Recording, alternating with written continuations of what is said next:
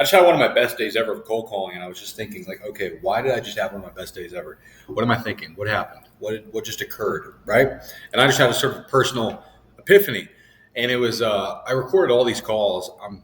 I have a very personal call script that I don't want to post just yet because I've been tweaking it a lot, tweaking it a lot. And I finally was doing them, and I'm just like, okay, why am I just breezing through? And I noticed there was about at least three main emotional points where cortisol was released. And I just sort of noticed them for me, and I bet you it's for everybody else. And once you are conscious of that, at least I'm conscious of that, it helps me. It's helping me. It helped me a lot today. I just breezed through God knows how many cold calls. I didn't care about a single one of them or the reaction. And I was never really that great at objections necessarily. And I just got three people that said, no, I'm good. And then I just kept going at it and kept going at it. And I got 3 appointments alone just from people that threw out about 4 objections at me. I'm good. Call me in 3 months. Okay, good. That's too expensive. Got it. But I understand. How about this? And I got him.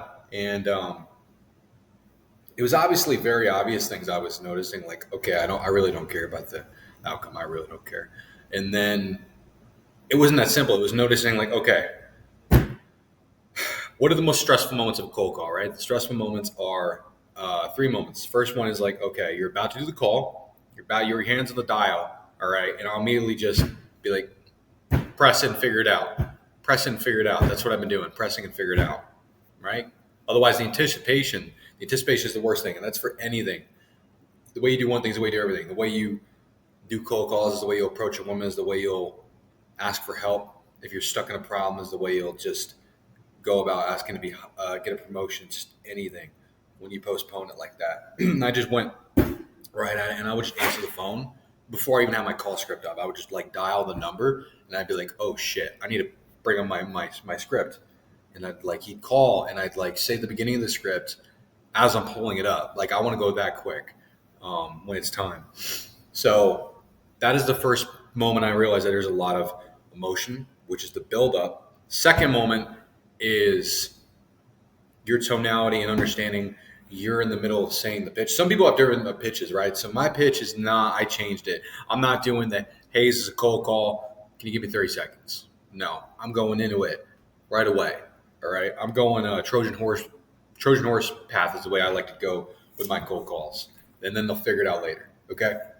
And what I'm noticing is that while I'm presenting it, I say it now the way I want to say it. I'm not saying it very quickly. I'm not saying it very slowly. I'm just finding the right path. And that's the magic. It's magic when you find just the right way to say it, the perfect way to say it for you. And then I found my way to say it. I sounded just the right speed.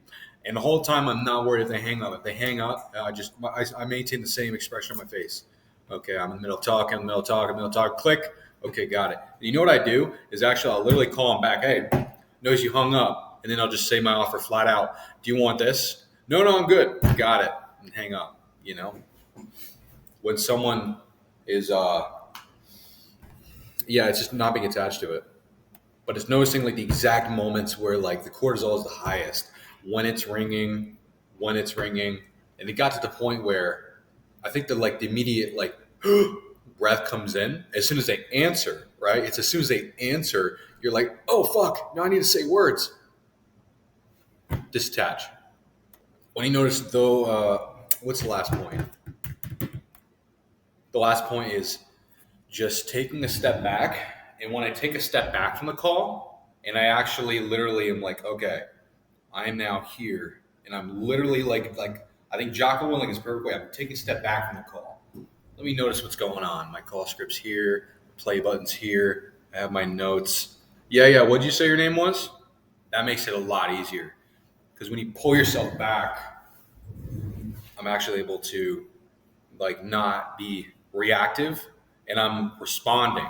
When I'm in it and I'm not full back, he's like, I'm good, and I'm like, oh okay. He already hung up. I'm kind of stepping back. He's like, I'm good. I'm like, no, I got you. You're good. I mean, I'm only looking for good people. Just kind of more wondering if you'd be interested in what I said or whatever rebuttal I would think of for that.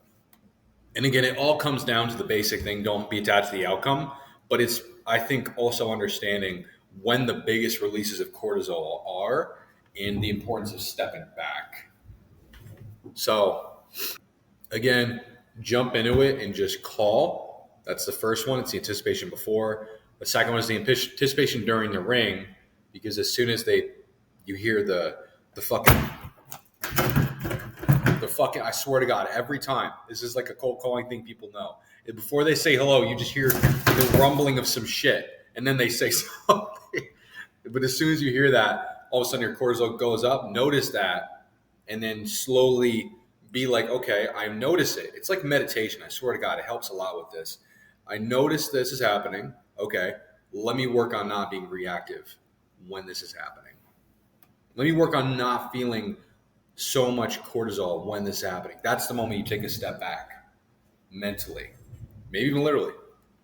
And then it's in the middle of the pitch, whether you're going to go the people really like I love the Trojan horse route, because I think it's just like the third anticipation of, are they going to hang up? And that's fine with me. First one obviously is are they even going to pick up? The second one is during the pitch. And then the third one is at the end when they're like, no, I'm good. You're worried about all that shit. So that's why people really like to have the very upfront, hey man, this is a cold call. Hey man, I'm with XYZ person. That's why people like on Angie's leads, the first thing they'll say is, hey, I'm with Angie's leads. Okay, first 3 seconds. Once people are like, oh, hi. Either they're ignorant or they're actually interested and they've heard about it. So now the salesperson can take a breath and they're like, okay, they're not going to hang up, at least really mean, because I told them who I am.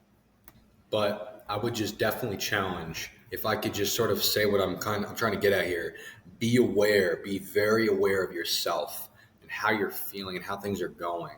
I don't mean care about how you're feeling. That shouldn't be relevant, but understand what emotions, understanding. All right. Hey, this is when the cortisol is released. Hey, this seems to be the moment that I found a really large arousal in my head. Okay, got it. I noticed that. Got it. I noticed it. I don't care. I'm still going to do the thing. It's like noticing. Okay, what if I just like attempt to cease that from happening?